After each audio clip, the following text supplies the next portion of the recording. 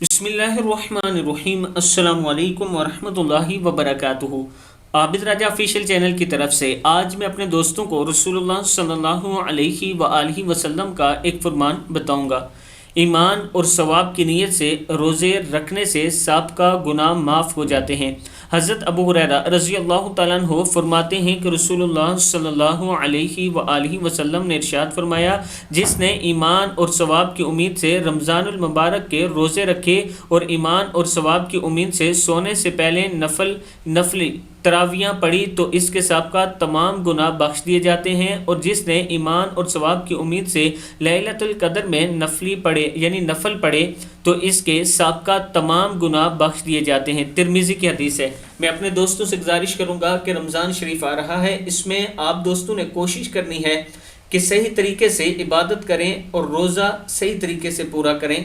इसमें तमाम बुराइयों से दूर रहना है आप दोस्तों ने, और अल्लाह ताला से दुआ भी करनी है। अस्सलामु अलैकुम वरहमतुल्लाहि वबरकातुहू।